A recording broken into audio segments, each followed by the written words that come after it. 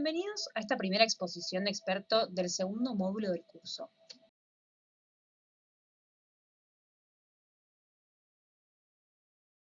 Construyendo lazos, feedback y comunicación.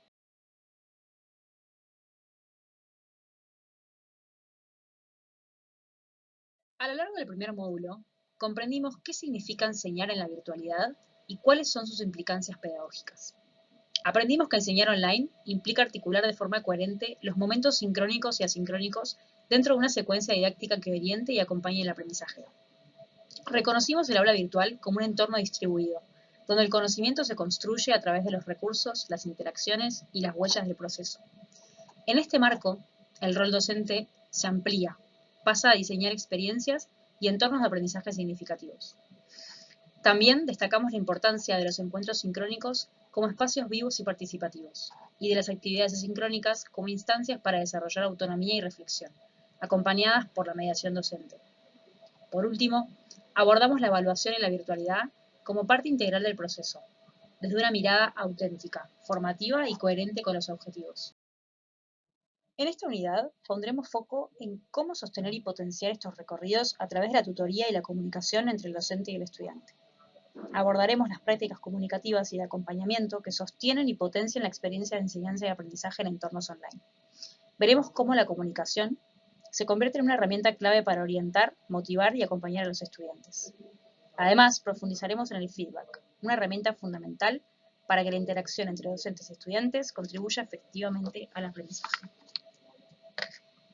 Es importante recordar que en esta modalidad la comunicación no surge de manera espontánea, sino que debe planificarse intencionalmente, dado que docentes y estudiantes se encuentran en espacios distintos. Esta separación espacio-temporal exige que el docente diseñe canales de comunicación que hagan posible el diálogo. Como menciona García Aretio, en entornos virtuales es importante que el estudiante perciba que alguien está ahí, interactuando y acompañando. La presencia social del docente y la interacción son clave. Debemos fomentar un sentido de pertenencia que promueva un avance genuino en el proceso de aprendizaje de los estudiantes. Entonces, ¿cómo debe ser la comunicación en entornos online? Una buena gestión de la comunicación va a implicar que el docente realice de manera sostenida acciones tales como responder a las consultas de los estudiantes, guiarlos en las actividades, moderar la convivencia digital dentro del curso, realizar retroalimentaciones frecuentemente y promover la interacción. El aula virtual debe ser un espacio interactivo y el docente debe tener un desempeño visible. La presencia consistente estructurará el curso y generará confianza. A su vez, debe generar un clima positivo donde exista claridad, para prevenir confusiones que puedan surgir por la lejanía física. Esto favorecerá la motivación y la permanencia de los estudiantes, reduciendo la sensación de aislamiento y promoviendo su participación. El docente deberá pensar en su planificación. ¿Qué tipo de comunicaciones incluirá? ¿En qué momentos? ¿Por qué medios? ¿Y con qué intencionalidad? Tendremos dos tipos de comunicación en entornos online. La comunicación sincrónica, que se desarrolla en tiempo real a través de los encuentros sincrónicos, la cual es esencial para generar un vínculo cercano y fortalecer la interacción directa con los alumnos. La comunicación asincrónica será la que se desarrolla en un tiempo distinto durante la semana asincrónica. Este tipo de comunicación permite reflexionar, planificar y sostener el acompañamiento. Resultará importante ya que será la más utilizada. En este tipo de comunicación usaremos varios recursos. Avisos en el campus, mails, mensajes en el foro de novedades, videos cortos, etc. Todo esto para potenciar la presencia del docente, volviéndolo constante y accesible. Algunas buenas prácticas serán, por ejemplo, publicar noticias semanales o quincenales, sintetizando los avances de la cursada, destacando logros y recordando próximas tareas, participar regularmente en los foros para orientar, resumir y reconducir debates en caso de que se desvíen, responder a mensajes en los tiempos que se espera, ofrecer retroalimentación personalizada y al grupo en general al cerrar una actividad, subir videos breves o audios para realizar aclaraciones o retroalimentaciones, o animar a los alumnos que no suelen interactuar a través de menciones o preguntas. La clave está en la diversidad de canales de comunicación y en la frecuencia con la que el docente interactúa con los estudiantes. Dentro de Brightspace, contamos con una gran diversidad de herramientas que podemos utilizar con distintas finalidades. Por ejemplo, en noticias, podemos dar avisos importantes y recordatorios, o publicar un mensaje de bienvenida en el curso. En foros los utilizaremos para promover intercambio, reflexión y comunidad, procurando mantenerlos activos. En mensajería privada daremos feedback o acompañamiento personalizado, seguimiento o realizar aclaraciones. Podremos utilizar videos o audios breves para humanizar la comunicación y reforzar la cercanía. Los agentes inteligentes para automatizar recordatorios o detectar estudiantes inactivos. Y el calendario para agendar y tener presente las fechas importantes y deadlines. Les brindaremos una plantilla de ejemplo de un calendario de comunicación, pensada como una guía para planificar las interacciones con los estudiantes a través de la plataforma de Brightspace. El objetivo es que puedan organizar y anticipar sus interacciones con los estudiantes, teniendo en cuenta que surgirán otras de manera espontánea, asegurando la comunicación fluida, favoreciendo la presencia del docente y el acompañamiento continuo. Pueden adaptarlo según la dinámica de su materia, la frecuencia de comunicación que consideran adecuada y las necesidades de sus estudiantes. Ahora hablaremos del proceso de comunicación más importante para mejorar el aprendizaje, el feedback.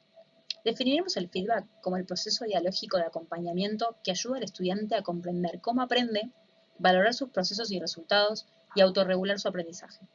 Es el mecanismo central para que los alumnos descubran si están alcanzando las metas y cómo mejorar. Hattie lo define como aquella información que se le da al estudiante sobre su desempeño o comprensión, con el objetivo de reducir la brecha entre lo que sabe o hace y lo que se espera que sepa o haga. Es decir, que el feedback permite al estudiante tomar conciencia de su desempeño, comprender sus avances y desafíos y orientar sus próximos pasos. Según Hattie, debemos hacernos 3 preguntas a la hora de pensar el feedback. ¿Hacia dónde voy? Es decir, tener en claro cuáles eran las metas de la actividad, los objetivos de aprendizaje y lo que se espera que el estudiante logre. ¿Cómo voy? Es decir, evaluar el progreso actual del estudiante en relación con las metas establecidas, de manera precisa y con enfoque en el rendimiento. Y, por último, ¿hacia dónde voy ahora?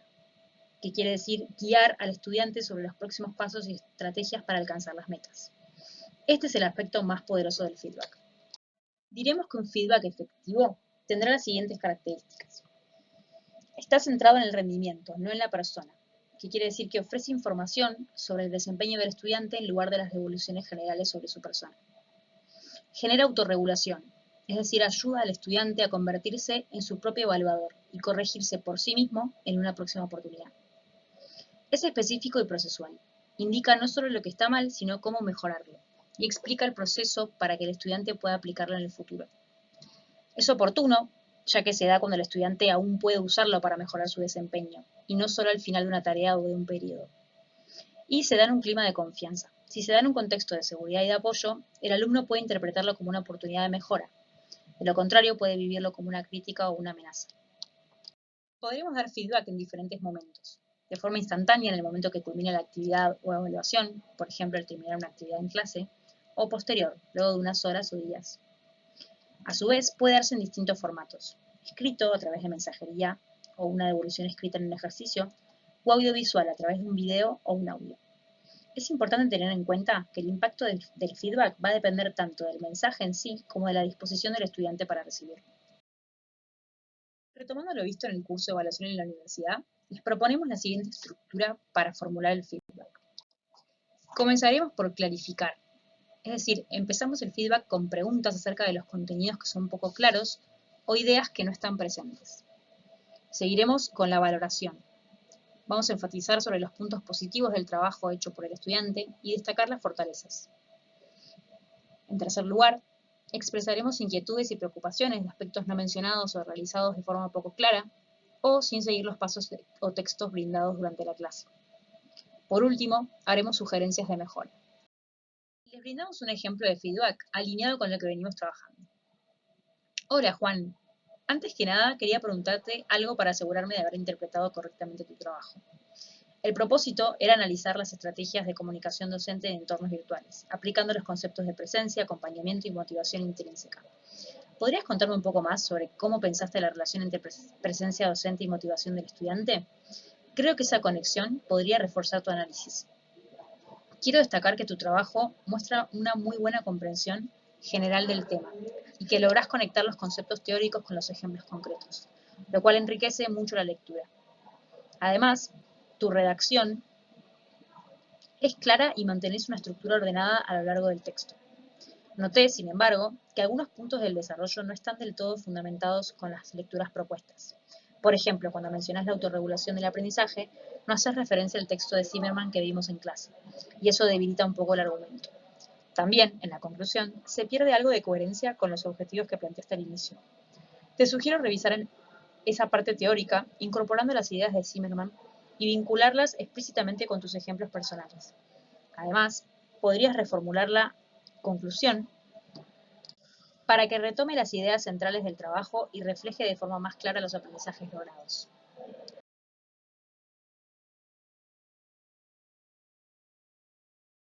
A lo largo de esta exposición, vimos que la comunicación se presenta como el eje que sostiene el vínculo entre docente y estudiante en la modalidad online. Aprendimos que no basta con estar conectados, es necesario estar visibles, disponibles y presentes. La comunicación online requiere planificación e intencionalidad, combinando momentos sincrónicos, que fortalecen la interacción directa, con instancias asincrónicas, que promueven la autonomía, la reflexión y la continuidad del acompañamiento. Les brindamos un calendario de comunicación como ejemplo para organizar las interacciones con los estudiantes. Finalmente, abordamos el feedback como el proceso comunicativo más potente para mejorar el aprendizaje, permitiendo al estudiante comprender sus avances, reconocer sus desafíos y proyectar sus próximos pasos. Cuando se formula de manera específica, oportuna y en un clima de confianza, el feedback promueve la autorregulación, consolidando aprendizajes duraderos y significativos. Los esperamos en el foro Dando Feedback para que puedan poner en práctica lo visto y compartir sus reflexiones. Y luego, en la próxima exposición sobre deserción.